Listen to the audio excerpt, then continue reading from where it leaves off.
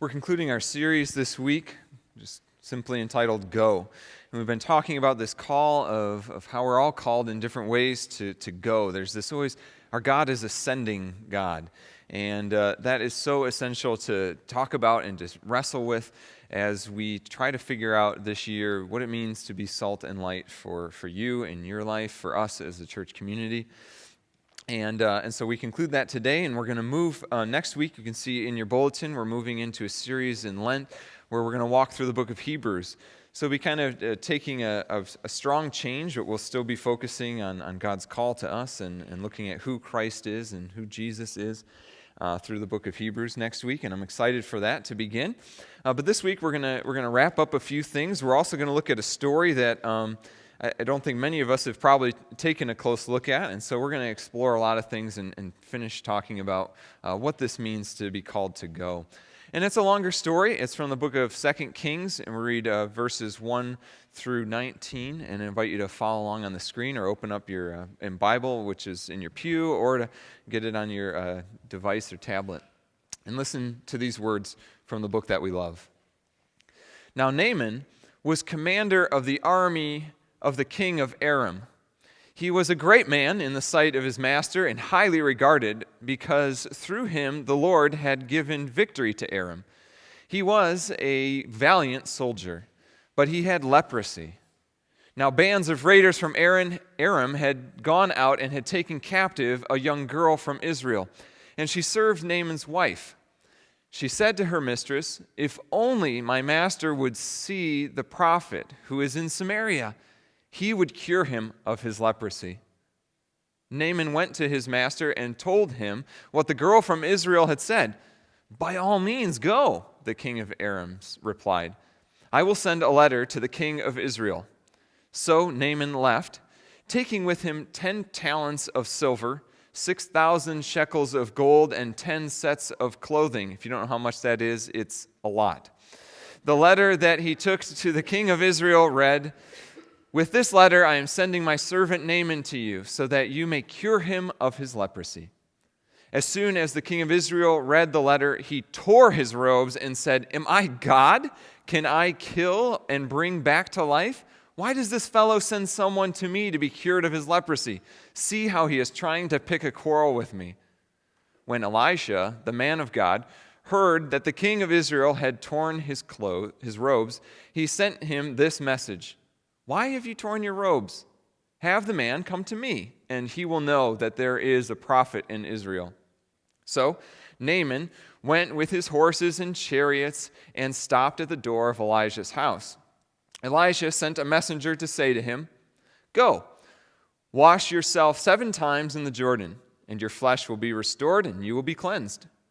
But Naaman went away angry and said, "I thought that he would surely come out to me and stand and call in the name of the Lord his God, wave his hand over the spot and cure me of my leprosy. Are not Abana and Pharpar, the rivers of Damascus, better than all the waters of Israel? Couldn't I wash in them and be cleansed?" So he turned and went off in a rage. Naaman's servants went to him and said, "My father, if the prophet had told you to do some great thing, would you not have done it? How much more then, when he tells you, 'Wash and be cleaned'?" So he went down and dipped himself in the Jordan 7 times, as the man of God had told him, and his flesh was restored and became clean like that of a young boy. Then Naaman and all his attendants went back to the man of God. He stood before him and said, "Now I know that there is no God in all the world except in Israel. So please accept a gift from your servant." The prophet answered, "As surely as the Lord lives, whom I serve, I will not accept a thing." And even though Naaman urged him, he refused. "If you will not," said Naaman, "please let me, your servant, be given as much earth as a pair of mules can carry, for your servant will never again make burnt offering and sacrifices to any other god but the Lord. But may the Lord forgive your servant for this one thing. When my master enters the temple of Rimmon to bow down, and he is leaning on my arm, and I have to bow there also, when I bow down in the temple of Rimmon, may the Lord forgive your servant for this." "Go in peace," Elijah said. This is the word of the Lord. Thanks be to God. "Go and wash yourself in the river. Go to the river," Elisha says to Naaman. So Naaman, as you caught on, hopefully, is a commander, a mighty commander, valiant warrior of this other country, Aram, and he has leprosy. And he ends up going to Israel to try to be cured by Elijah, and he is cured, and then he returns to his country. That's the basic framework of the story. So this foreigner comes into the land of Israel and discovers how powerful God is.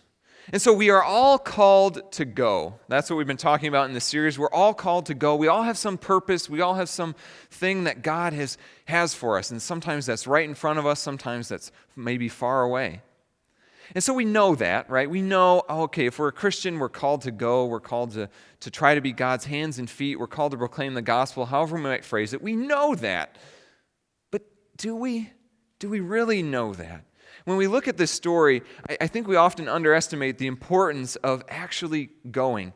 Listen to what Naaman says. Naaman makes this great profession of faith after he's cleansed, right? He says, now I know that there is no God in all the world except in Israel.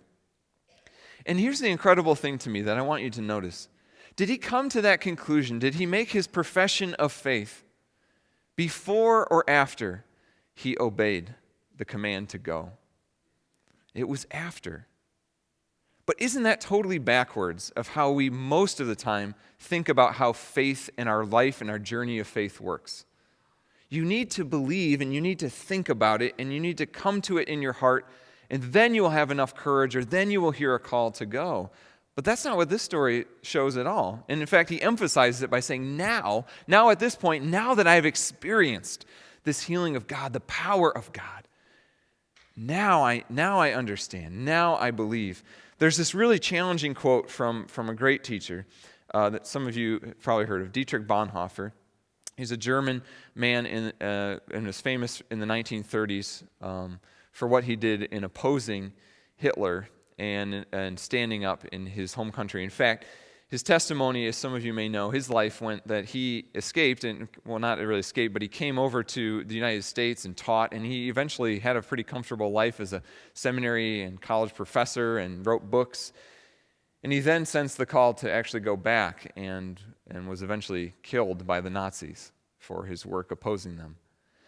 And he had this, so he knew what this quote meant in his own life. He was somebody who walked the walk, to the point of giving his own life. And he said, only those who obey can believe. That's kind of the thesis, the main point of his most famous book, The Cost of Discipleship. And it's been a challenging quote that has stuck with me ever since I read those words, because it challenges so often how I view. And it almost seems dangerous to me sometimes too. He's like, wait, what about grace? What about faith? Isn't faith more important? But isn't that the point he's making? Is that when we say faith, we mean thinking about something. When we say faith, we mean that we may have believe a certain checklist of doctrines or things in our heart. And what Bonhoeffer called the church back to in his writings and in his life and by his example is this notion that faith and actually trusting and actually doing and at least trying to obey in the best that we can in this broken world, that is faith. That is belief. You cannot separate the belief and the action.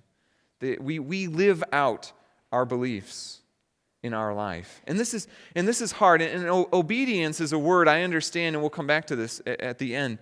Obedience is a word that can be difficult, I think, for a lot of us. Just because we don't, either we just don't want to be obedient, right? but even more naturally, I think, in our culture, we're skeptical of that, because it seems like, are we emphasizing works too much, right? Do we have to earn salvation? Do we have to earn all of this? We shouldn't emphasize obedience, but I don't think it's something we should be afraid of. And as I said, we'll come back to that. But the main thing to know is that it is only after Naaman has washed in the river that he understands God's power. If you remember, if you were here about a month or more ago, I quoted this teaching from Francis Chan where he talks about this idea, right? This idea of being able to go. And he compares it, and I think it's worth repeating again here, that he talks about how, what if I told my child, and I told her, go clean your room. And she came back an hour later out of her room, and I said to her, did you clean your room? And she said, no, but I memorized what you said, and I cherished it in my heart. Right? And we laugh because it is hilarious. But his point, Francis Chan's point, is a great one, I think, in that, isn't that exactly what we do? God, I know you told me to go. I know you're asking me to do this with my life. I know you want me to make this change. I know you want me to try to live in this sort of new way of life, to forgive others, to love my enemies, to whatever it is. And we say, isn't it great? I know that. I believe it. And Chan's point is, no, isn't what God has to do is to do it. To do it. And I find this as well in my own life, kind of what Francis Chan was saying. I run a lot, and I love running. And I've been running long enough, now people come to me sometimes, and they might be just getting into it or something. They say, what can I do to get faster? And if you read different magazines, or you go online and try to look up different things, we've all got our Fitbits now. You got our GPS watches, and you got shoes that can track what music you want to listen to, through your iPhone, and the right song can come up when 30 minutes into your run to pump you up, and you can time all that stuff out. And none of that stuff, studies have shown, help you get any faster. They can be great motivators, especially if you're just trying to get off the couch and get your accountability of your Fitbit and stuff. That works great, but people come up to me and they ask me, how can I run faster? And I always tell them, here's the secret, and I'm going to tell all of you this secret. To run faster and better, you need to run more. Okay? That is the deep secret. And that's what, in fact, Outside Magazine just had this study where they were comparing different uses of all this technology that we have available to us, and none of it really makes us faster. And one of the quotes from one of the scientists and coaches that in the article was that we've become dependent upon technology instead of our senses.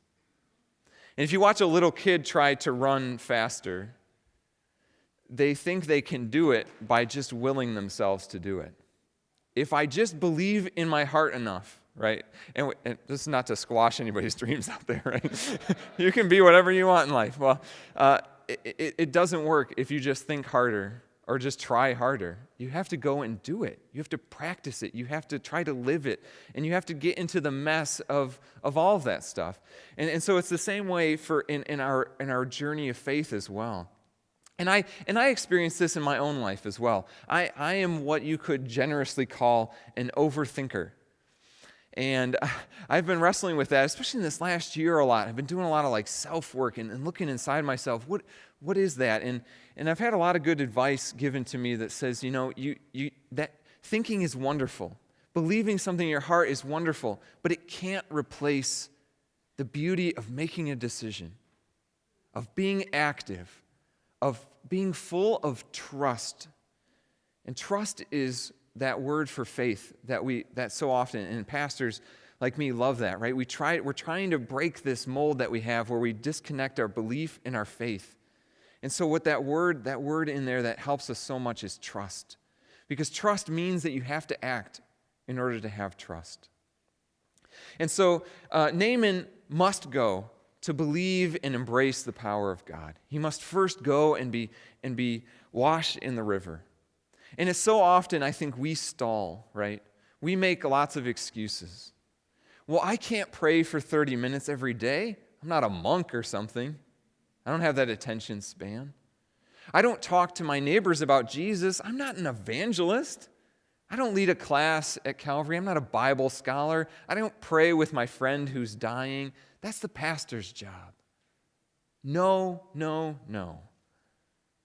This series has been all about challenging that, challenging those excuses we want to make. So how do you get past the excuses? Because one of the most famous stories of this, of course, is in Jesus in the Gospels, when he talked to the rich young man. And the rich young man knows everything, and in fact, he's doing a lot of good things. But the one thing he doesn't want to do is just simply obey what Jesus has asked him to do, because it's hard. Give up your wealth and come and follow me. Jesus' commands are often those things in our lives that are the most simple, but the hardest to do. And we think that if we look for that more complex thing, if we look for the thunder and lightning from heaven, or we look for that special new thing that's going to do it for us, we think that's what's going to get us off the couch, what's going to get us to go. When really, we just need to go. We need to try to cast aside all of those things. And that's why I think so often in our faith, it's easy to stagnate. Right? And that's what Naaman discovered. Naaman discovered that the important thing was not the act or the ritual or the rite. The important thing was just simply trusting in obedience, to do what he was asked to do, to go and wash in the river. He doesn't have to believe the right thing. Our confessions and our creeds will not save us. Only God's saving love can save us. And what God asks in us in return is to live in obedience. And so I think one of the things I'm thankful for is I think that this idea of going has been part of Calvary's vision, I think, for a long time. It's not that we don't value other things, and those of you who know me know that, I'm not talking about we don't study, we don't believe, we don't love our creeds and confessions. It's that we need also to balance that with we need to go. We need to do things. And here at Calvary, I think we've tried, and I think in a beautiful way, to try to make radical love of our neighbor central to what we do. That faith cannot just be sitting and thinking about what it means to believe or having the right checklist of things, but that we must be living this out if we're really committed to the call of Jesus to follow. And the beautiful thing about obedience, and I was saying obedience can be a difficult thing. Obedience can lead not only to us believing more strongly, because when we obey, we have this, right? One of the reasons we can believe when we obey is because we have that experience, right? We've stepped out in trust, and then we find that God is faithful. And so we lead to deeper belief, or our beliefs shift or change because our experience of what God's call in our life is. Then we realize, this is what this means to love my neighbor. This is what it means to try to forgive my enemies. This is what it means to fight against racism or lust or all these things that so easily break our lives and our society. You must believe, you must obey to believe, Dietrich Bonhoeffer said. And that might sound harsh, but on the other side of that obedience is actually healing and shalom. I think about how many people in my generation, in particular, how many people came to understand their faith or came to make a commitment to faith while they were on a mission trip. And I don't think that's a coincidence. When we set aside that time, when we step out and we actually go and we try to live obediently, we try to do something for our faith, right? We've set aside that faith already and that trust. And I think that puts our hearts in a place to believe deeper. And so we often think it has to go the other way around, that if we believe enough, then we'll go and we'll do it. But I've seen it in my own life. And if you were to ask any of our missionaries or people who have served in different ways as a missionary, I think you'll find that often happens as well. Or any of our folks who are serving in Heights of Hope. Ask how much they have learned about God's love or their love of their neighbor. And how did they learn about God's love and God's love for neighbor? They learned it by doing it, by actually going out and trying to love people. And so what if the process of reaching out, right? That's what we're talking about this year, being salt and light and reaching out and service. What if that process of reaching out, what if that is what brings us the shalom that we so long for in our lives, that peace of faith in our life? I think that was what Naaman found is the answer, right? And he gets angry about it. I found that a funny part of this story, right? Naaman walks away, and he's ready to just walk away when Elijah tells him, go and wash in the Jordan River. You dip in there 7 times, and Naaman says, really? We have better rivers where I'm from. If that's all that it took, why did I bother coming all this way? And his servants talk him down off the ledge, right? And they're like, wait. You're this brave man. If he had asked you to do something incredible, you would have done it.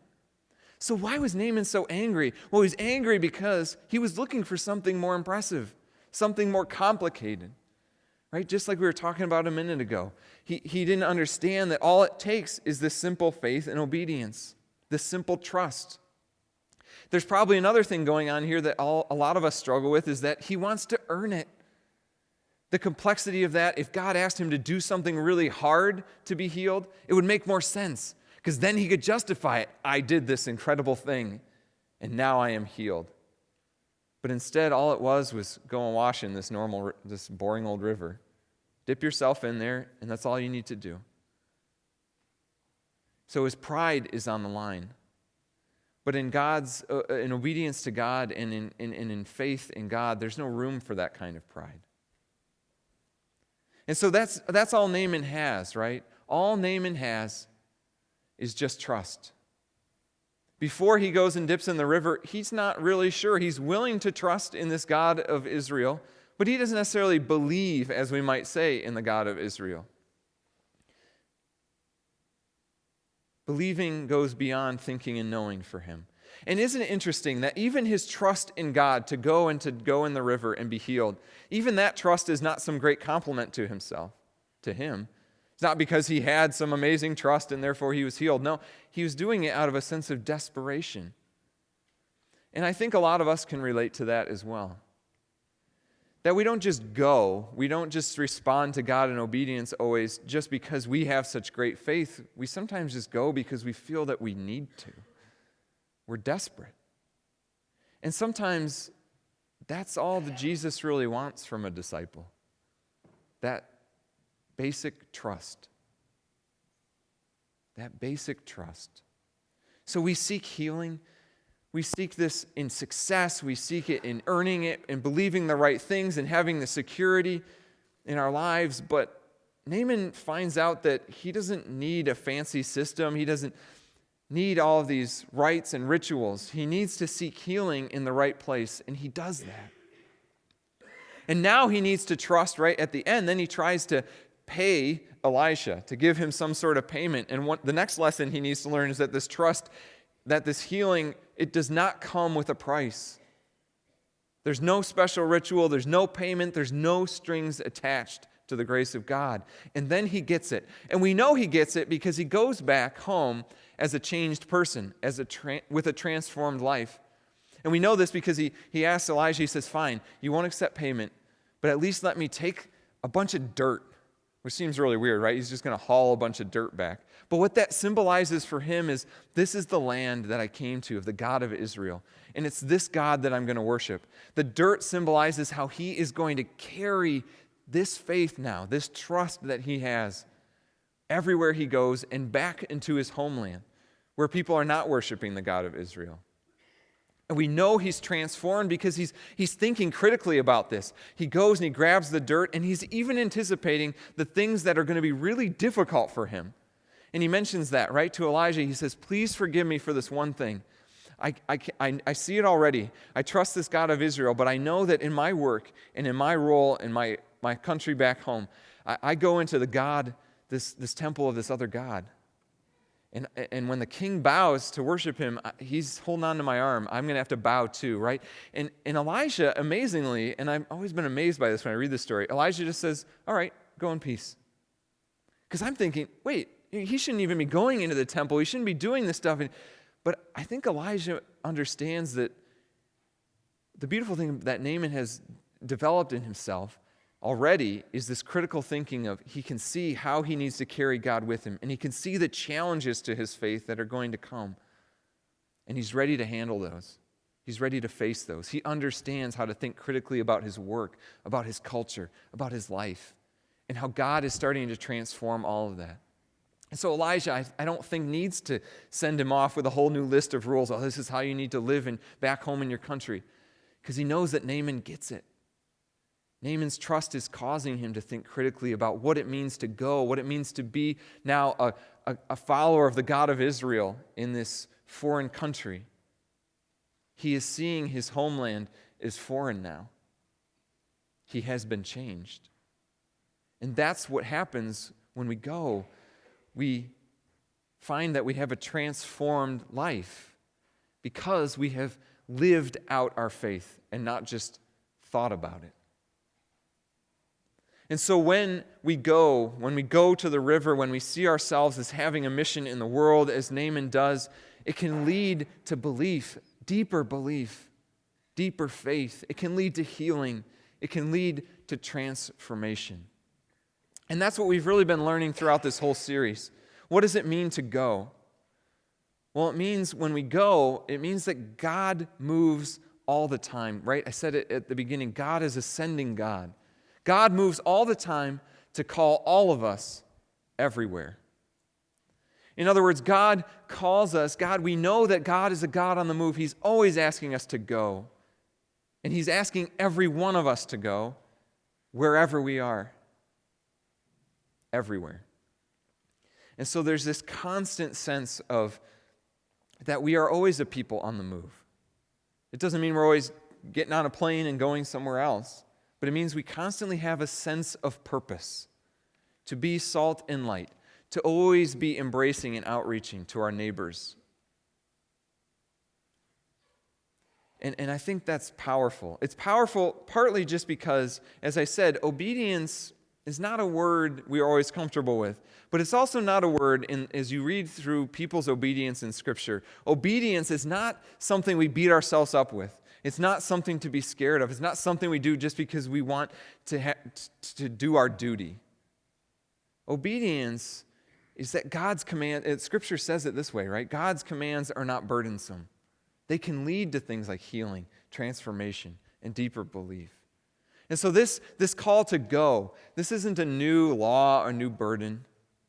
It's just our desire to try to bring more shalom into the world as we have experienced it in Jesus Christ. And so we live out our faith, because there is no faith without living it out. And so we trust God, and as we trust God, our goal of obedience is not scary, I think, because the goal of obedience is to become more Christ-like, to be more like Jesus. It's not just to obey, it's not just to do our duty, it's not just because we have to. It's because we want to be transformed. Because the act of going and trying to be obedient, and even when we mess up in that, right? Even when it gets messy, we still are learning and growing and deepening our faith. And we can only get those experiences by taking some chances, stepping out in faith, having those hard conversations with your neighbor, tackling a new ministry idea, doing your work differently, taking that call to a new job, or hearing a traditional call to go somewhere else and serve cross-culturally. All of those are possibilities in your life for you right now in this moment. And it helps me to reflect as well that calling is sometimes just to right where we are, and sometimes not in the easiest circumstances either. And yet there is still that call to go. And I want to ask you this. It's kind of a shift here at the very end of the sermon, but I think it's an important question to ask as we think about how going helps us to walk into more Christ-likeness.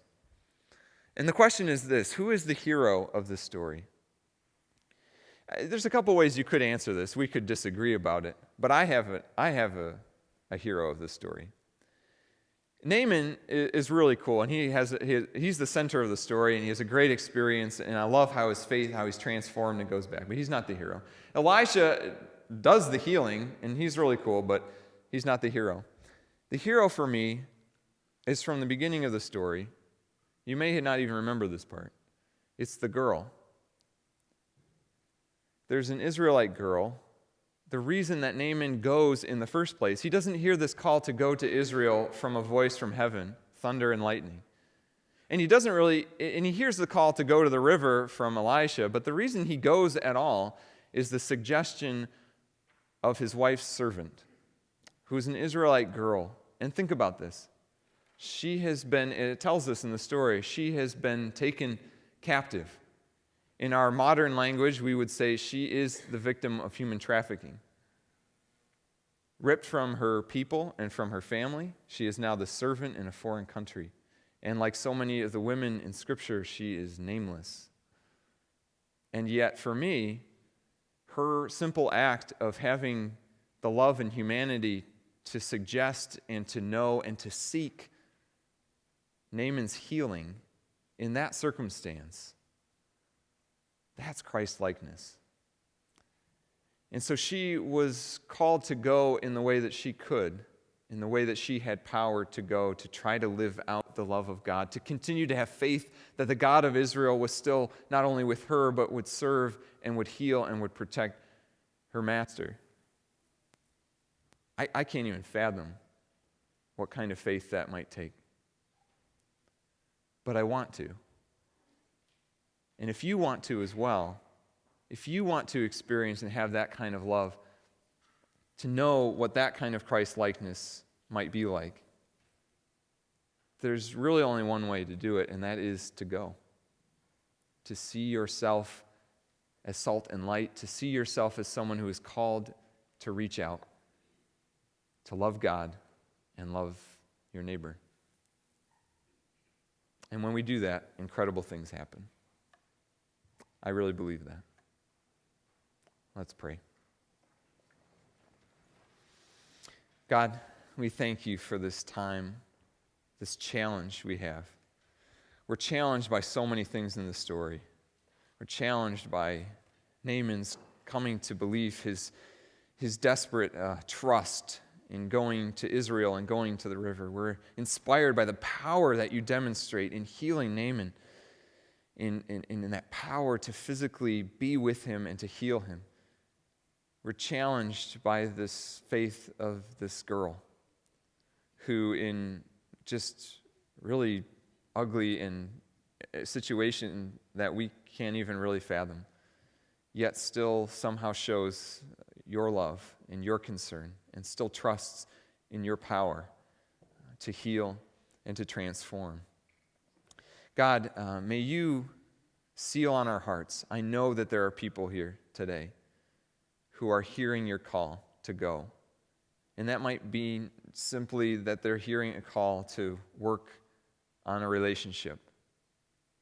It might be that they've simply heard a call to take a new position or job, or hear a call to go to a different place, or to serve in a full-time ministry, or to talk with their neighbor, to have that conversation they've been meaning to have, or to invite that person over for dinner they've been meaning to invite.